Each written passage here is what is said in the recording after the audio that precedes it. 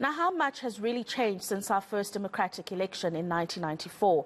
Stellenbosch University politics professor Amanda Gouws has written about an article about this, and she joins me now to discuss this further. Many thanks for your time this morning, Professor. And maybe let's start with that very question. On your reflection of the last 20-odd years of democracy in South Africa, what is your assessment of how much has changed in terms of people having actual freedom? Well, I think what is important about 94 in terms of democracy is the civil liberties that we got. So freedom of speech, freedom of movement, freedom to associate with anybody we please, and the right to vote. But those are all issues that are not linked to people's economic circumstances. So if we look what's happened since 1994, is that we had increasing levels of poverty, the inequality gap has become much larger, and we have very high unemployment rates. So in conditions like that, and for many people, it is what's called precarious living, which means that they only survive from day to day. There's no freedom in that, because freedom only has meaning if you can actually do something with your life.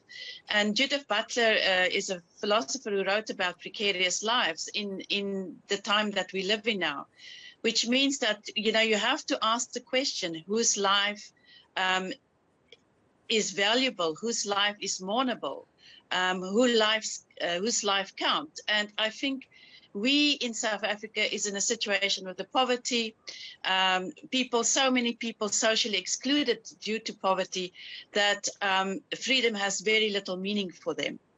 No, absolutely. And what has added to this precarious life that you've just described for us is the fact that we were also hit with the pandemic. So not only is inequality growing in South Africa over the years, it's exacerbated by the fact that we had this pandemic, and South Africa, like many other countries, didn't know how to deal with it.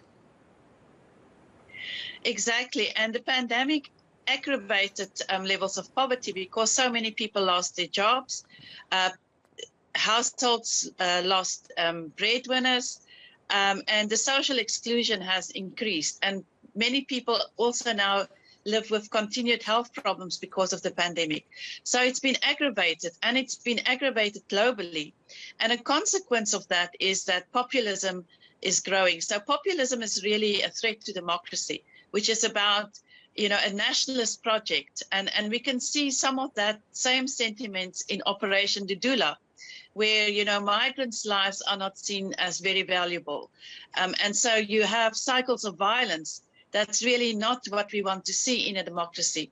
But as long as we have these precarious living situations, I don't think that the violence is going to end. No, absolutely. What about the role that government needs to play here? We've spoken about this for years, Prof, and the role that government needs to play in at least trying to afford South Africans these basic freedoms that we've just been unpacking. But it seems like a tall order, something that they're just unable to achieve.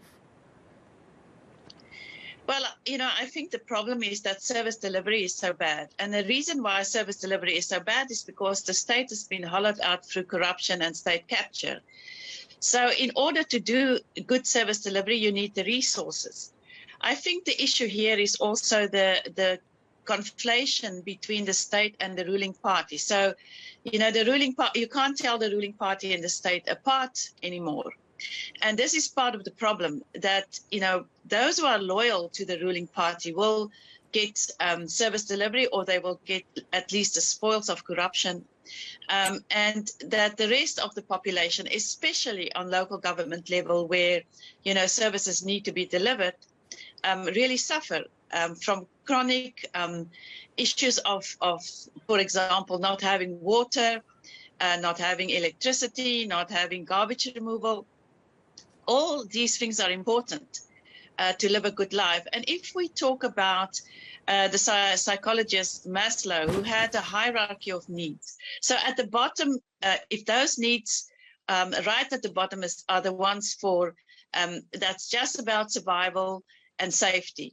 And you have to move beyond those levels to a place where you can feel a sense of belonging and a sense of esteem. And only then you can move up to self-actualization. Now, at the level of self-actualization, freedom means a lot, because that's when you start to appreciate beauty, art, music, and so on. And so if we all struggle, or that the majority of the population struggles at the basic level of needs and or safety and belonging, then their freedom is really very limited. And it is the job of a government to improve those conditions, but we don't see improvement. So I think, the ruling party needs to also come to the table to say, how are they actually dealing with the cleaning up of corruption? Are they looking at the skills of the people at local government level? There needs to be a skills audit to make sure people can actually do the work. And we're going to see how this plays out in KwaZulu-Natal now after the floods. I think that will be, it will tell us a story that we need to take to heart to see if actually that all of that destruction infrastructure can be rebuilt and so on. No, absolutely. Now, in the absence of the ruling party or government coming to the table to address these issues, we are seeing increased levels of what has been deemed by many, Prof, as active citizenry. I talk about things like Operation Dudula. It might not necessarily be a good active participation in the democracy, but people are starting to get up and they're starting to deal with these issues on their own. And I wonder what your thoughts are on this, and if we're going to see an increase in this kind of active participation. Well, I think we need to make a distinction between what is positive citizen action and what is negative, because, vigilante justice, as we've seen with Operation Dudula, is not good. You cannot take the law into your own hands, and you cannot undermine the rule of law. But where citizens are actually rebuilding and contributing, for example, now many people are contributing to victims of the floods in KwaZulu-Natal.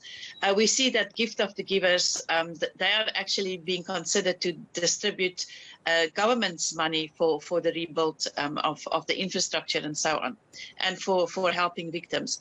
So citizens can have a positive impact on the work that needs to actually be done by government, but it can also be negative, and vigilante justice is one of the negative aspects of that.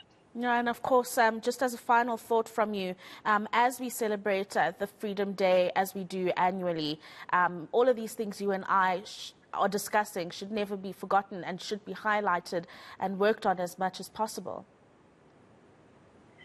Absolutely. And I think, if we go back to 1994, there was so much hope, so much optimism. And I think, not all is not lost. South Africans are an amazing nation. We have come back from the brink many times, and we can do it again. But I think we will have to be far more, develop communities of care. I think if the pandemic told us one thing, is that care is a central issue of human existence, and we need to care for each other, and therefore I think communities of care is the thing that we need to develop, and take hands across all these things that divide us. We really need to come together as a nation, and we don't actually need the government to do that. Absolutely. Political science professor Amanda Gouws joining us to break down what exactly freedom means in South Africa since 1994, when those first votes were cast for a democratic South Africa.